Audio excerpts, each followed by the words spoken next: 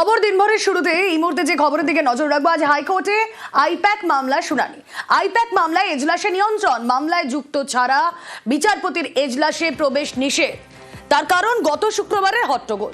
গত শুক্রবার এজলাসে যে ভিড় হয় তার জেরে হট্টগোলে যে শুনানি পণ্ড হয়ে যায়, সেই কারণে আজ এজলাসে এই নিয়ন্ত্রণ। বিষয়ে বিস্তারিত জানবো, প্রতিনিধি অর্ণব হাজরা রয়েছেন সঙ্গে। অর্ণব,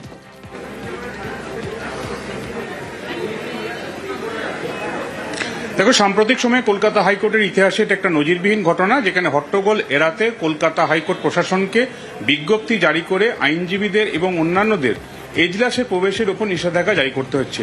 যদিও এই বিষয়টা পুরোপুরি বলা হয়, আইনজীবীদের কথা ধার করেই বলছি, এটা পুরোপুরি বিচারপতির ডোমেন। অর্থাৎ যে বিচারপতি যে এজলাস চালাচ্ছেন তিনি কোর্ট কিভাবে চালাবেন, কোর্ট কিভাবে গ্রিপ করবেন, সেটা তার সম্পূর্ণ ডোমেনের ব্যাপার। এই ইন ক্যামেরায় শব্দবন্ধ ব্যবহার না করলেও কার্যত যে নির্দেশিকা জারি হয়েছে তাতে সব পক্ষের আইনজীবী ছাড়া কেউ এই শুনানিতে উপস্থিত থাকতে পারবেন না। তবে সোশ্যাল মাধ্যমে ইউটিউবের সহযোগিতায় কলকাতা হাইকোর্টে যে লাইভ স্ট্রিমিং হয় যে কোনো এজলাসের শুনানি প্রক্রিয়া, সেটা এই মামলার ক্ষেত্রে হবে। একই সঙ্গে যারা রেসপন্ডেন্ট এই মামলাকারী এবং রেসপন্ডেন্ট অর্থাৎ বিবাদী বাদী, এই বাদ দিয়ে অন্য কোনো আইনজীবী বা কেউ যদি সংযুক্ত হতে চান শুনানিতে, সেটা ভার্চুয়াল মাধ্যমে সংযুক্ত হতে পারবেন, এমনটা বিজ্ঞপ্তিতে জানানো হয়েছে।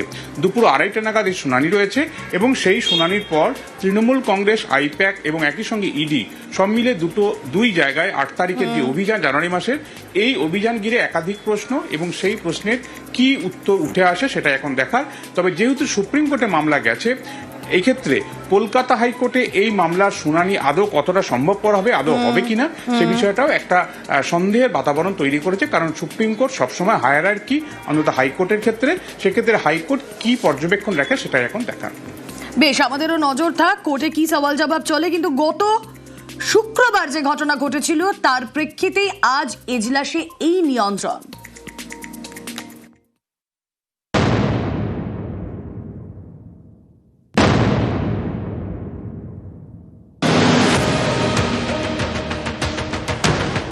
বৃহস্পতিবার আইপ্যাকের অফিসে ইডি হানা ঘিরে বেনজির সংঘাত।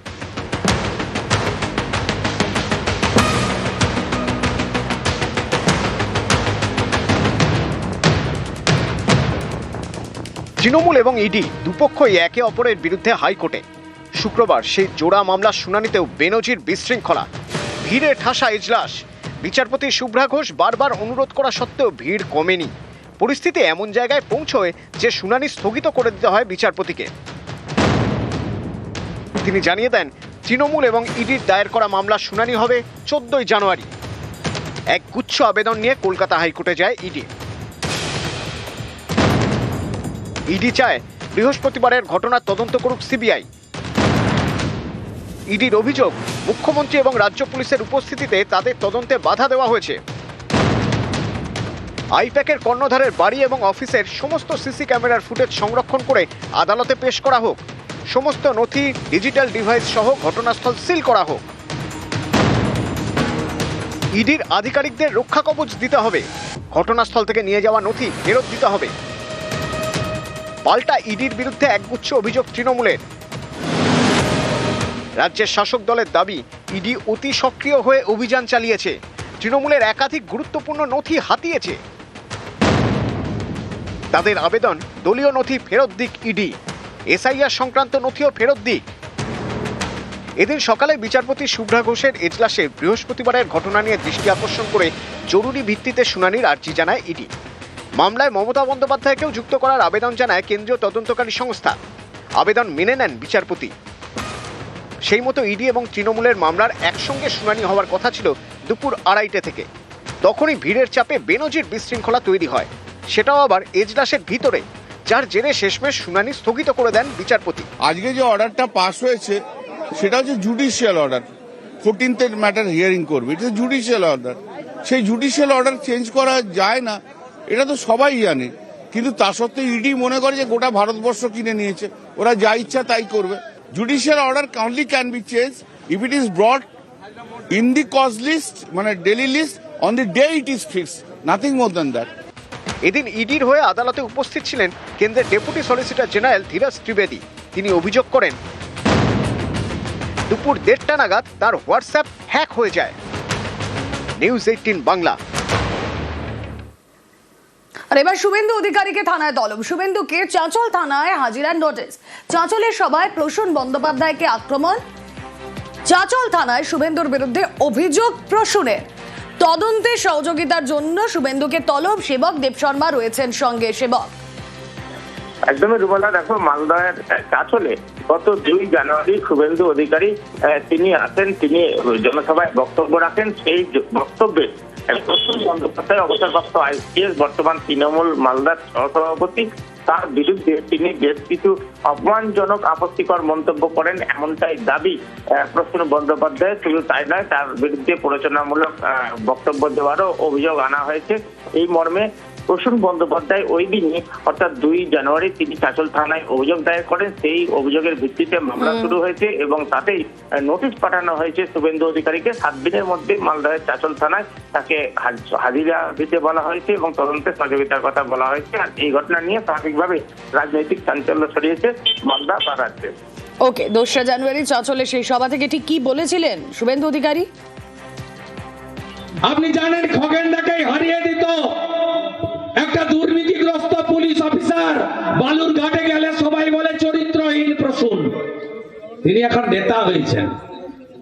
সেদিন খগেন মুর্মুর কাউন্টিং এজেন্টদেরকে কাউন্টিং এর আগের দিন এই প্রসূন একটা ডাকাত, লম্পট, চরিত্রহীন ইয়াসিনকে নিয়ে গিয়ে লুট করতে গেছিল। রুখে দিয়েছিল কেন্দ্রীয় বাহিনী। পুলিশে অভিযোগ কেন? প্রয়োজনে আদালতের দ্বারস্থ হতে পারতেন। সুকান্ত মজুমদার বলছেন এই গোটা ঘটনায় উদ্দেশ্য প্রণোদিত। পলিটিক্যাল মঞ্চ থেকে বলা একটা বিষয়, এটাকে নিয়ে মামলা কেউ করতেই পারে, সেটা হচ্ছে কোর্টে গিয়ে আমার সম্মানহানি হয়েছে এই মামলা কেউ করতে পারে, কিন্তু পুলিশের কাছে এই এফআইআর কেন করা হলো, তার উদ্দেশ্য কি বোঝা যাচ্ছে। এবং যেহেতু একসময় যে ব্যক্তি সম্পর্কে বলা হয়েছে সেই ব্যক্তি মালদা সহ এই বিস্তীর্ণ এলাকায় ডিআইজি ছিলেন, আমার মনে হচ্ছে তার পুরনো পদের তিনি অপব্যবহার করছেন। পুলিশে অভিযোগ যে কেউ করতে পারেন, পাল্টা তোপ জয়প্রকাশ মজুমদার। সুকান্ত মজুমদার একটু পড়াশোনা করেছেন জীববিদ্যা নিয়ে। তিনি ভারতীয় আইনের পরিধি নিয়ে হঠাৎ এত মাথা ঘামাতে শুরু করলেন কেন? ডিআইজি ছিলেন বলে শুভেন্দু অধিকারীর অধিকার হয়েছিল তাকে অপমান করার। অপমান করবেন, তারপর আমি ডিআইজি ছিলাম তাই পুলিশ অভিযোগ করতে পারবো না? এটা কি ধরনের কথা? যে কোনো নাগরিক পুলিশে অভিযোগ করতে পারে। পুলিশ সেইটা তদন্ত করে কোর্টে পেশ করবে, কোর্ট তারপর দেখবে। এটা সুকান্ত মজুমদারের না ধরনেরই বা দরকার কি? গম্ভীর মুখে অদ্ভুত বাজে কথা বলারই বা দরকার কি? 21 বিধানসভা নির্বাচন এবং 24 লোকসভা নির্বাচন। আইন শৃঙ্খলায় নজরদারি, বুথের বাইরে কেন্দ্রীয় বাহিনী মোতায়েন করেও লাভ হয়নি বিজেপির। এবার বুথের ভেতরেও কেন্দ্রীয় বাহিনী চাইছে তারা। কলকাতা হাইকোর্টে মামলা করলেন রাজ্য সভাপতি শ্রমিক ভট্টাচার্য।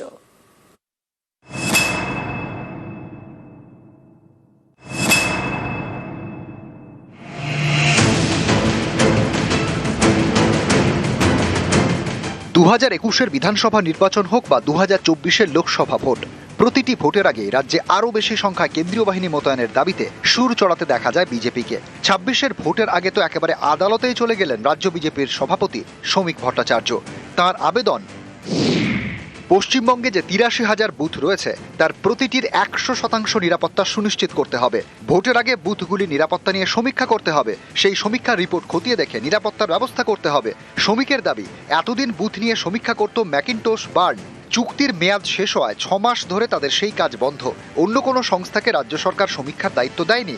যেহেতু ভোট ঘোষণা হয়নি তাই বুথ নিয়ে মাথা ঘামানোর এখতিয়ার নেই নির্বাচন কমিশনের। এ বিষয়ে হস্তক্ষেপ করুক কলকাতা হাইকোর্ট, অন্য কোনো সংস্থাকে সমীক্ষার দায়িত্ব দিক।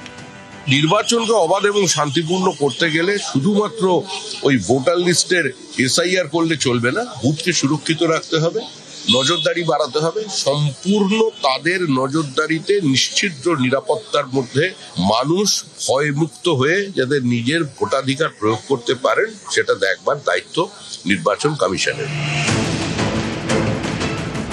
প্রতিবার ভোট এলেই কেন্দ্রীয় বাহিনীর মোতায়েনের রব ওঠে। কখনো দাবি ওঠে ভোটের সময় আরো বেশি বাহিনী চাই, কখনো আবার দাবি ওঠে ভোটের আগেই বাহিনী চাই। পশ্চিমবঙ্গে 2021-এর বিধানসভা ভোটে 1100 কোম্পানির বেশি কেন্দ্রীয় বাহিনী মোতায়েন করা হয়, সংখ্যায় 1 লক্ষেরও বেশি। 2024-এর লোকসভা নির্বাচনে বঙ্গে মোতায়েন কেন্দ্রীয় বাহিনীর সংখ্যা ছিল 1094 কোম্পানি, এক্ষেত্রেও 1 লক্ষের বেশি। বুথের ভেতরে নজরদারির জন্য ওয়েবকাস্টিং এর ব্যবস্থাও ছিল। 21-এর বিধানসভা ভোটে 100%-এর কিছু কম বুথে ওয়েবকাস্টিং ছিল। 24-এর লোকসভা ভোটে 100% বুথেই ছিল ওয়েবকাস্টিং।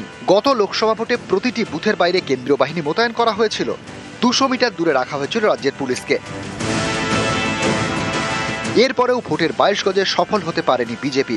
26-এ আবার বিধানসভা ভোট, এবার বুথের ভেতরেও কেন্দ্রীয় বাহিনী চান দিলীপ ঘোষ। বারবার ডিমান্ড করেছি যে বুথের মধ্যে যাতে সেন্ট্রাল ফোর্স থাকে। তো যদি এটা হয় তাহলে পশ্চিমবাংলার মানুষ যারা ভয়ে ভোট দিতে যান না তারাও দিতে যাবেন, ভোটের পার্সেন্টেজ বাড়বে এবং লোকে নির্ভয়ে ভোট দিতে পারবে। তাহলে টিএমসির পক্ষে টেকা মুশকিল আছে। কেউ বলছেন বুথের ভিতর কেন্দ্রীয় বাহিনী চাই, কেউ বলছেন এখনই বাহিনী নিয়োগ করা হোক। গণতন্ত্রকে হত্যাকারী প্রয়াস ভারতীয় জনতা পার্টি মেনে নেবে না। প্রয়োজনে যদি এখন থেকে কেন্দ্রীয় বাহিনী নামাতে হয়, এখন থেকে কেন্দ্রীয় বাহিনী নামাতে হবে। ভোটের ময়দানে চড়া সুর, এবার আবেদন হাইকোর্টে। ভোটে এর প্রভাব কতটা পড়বে? মাস্টার মশাই ফোন করেছেন, আপনি ঠিক বলেছেন, বুথের মধ্যে সেন্ট্রাল ফোর্স রাখুন, ভোট দেবে পশ্চিমবাংলার যারা ভোটার তারা। তারপরে যদি জিতে আসে টিএমসি তাহলে মানবো হ্যাঁ মানুষের জাজমেন্ট। নিউজ 18 বাংলা।